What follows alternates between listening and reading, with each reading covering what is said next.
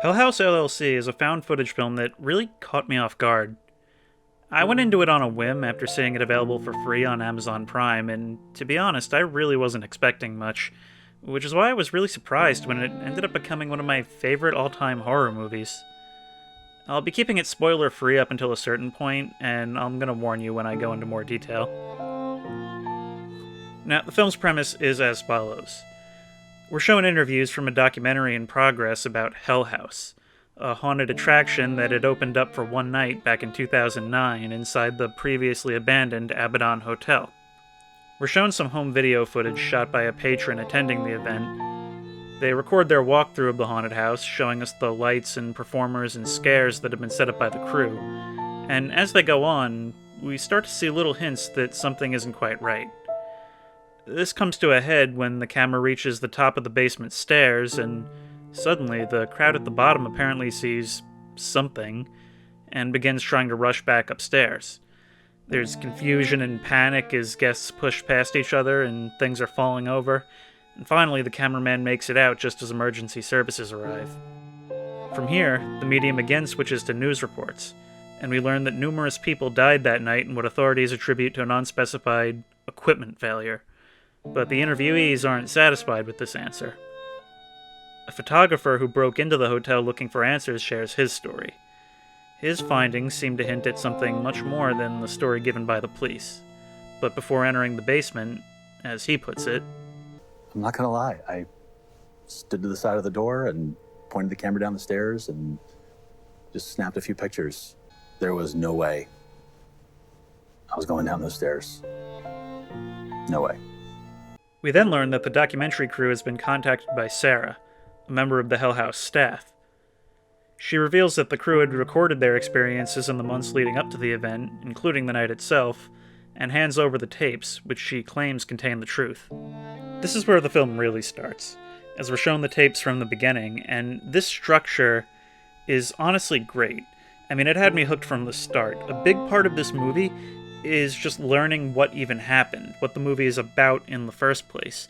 And this does wonders for keeping you interested beyond just waiting to see what the next scare will be. Even the scares land better when you still aren't sure what's causing them or whether they're a physical threat or not. And the scares really are where Hell House shines. The reason they're so effective is because they're so subtle, with most of the work being done by the characters' reactions to small events. A lot of movies will have a few scares like this, but will feel the need to have them get bigger and bigger over time, making them lose their sting in the process, as any sense of mystery and unease just turns into run from the thing. Hell House knows exactly what it wants you to feel, and it makes you feel it all throughout. It doesn't try to go too big too early and ruin its tone like a lot of horror films do. It also avoids having a bunch of boring exposition fill out the space between scares.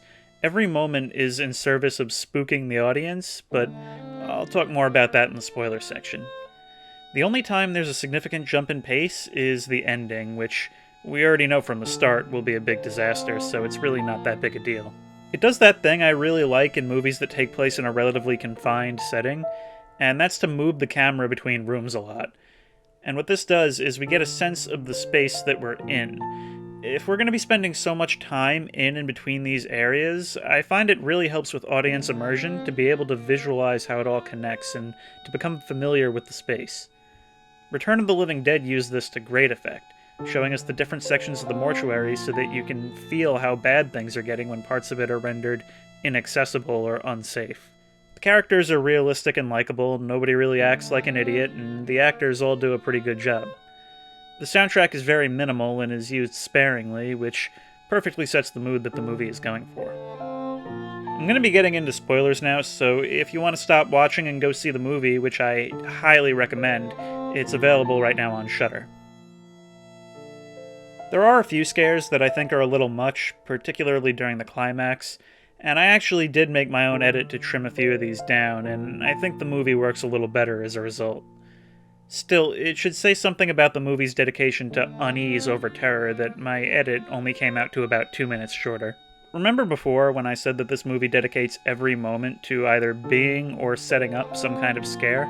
There's almost always something going on in this movie, to the point where I'm always noticing things that I haven't before.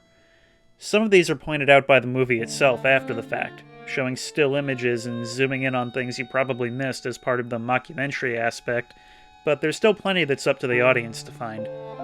For example, during the ending, when the documentary crew enter the house themselves, we get this scene. What is this? Kitchen? Well, I think the tour continues that way. I don't think we're gonna be able to go back that way. Well, let's find another way. Okay. Alright. Okay. Alright. Alright. The movie is so committed to not throwing everything in your face that by the end of it, we kind of still don't know what exactly was going on here. I mean, we're pretty sure it was paranormal, but that's about it. We learn early on that the previous owner of the hotel was an old man who hung himself in the hotel's dining room after being accused of conducting satanic sacrifices following a number of guest disappearances. But it's only briefly mentioned, and we're never told either way whether these rumors are supposed to be true or not.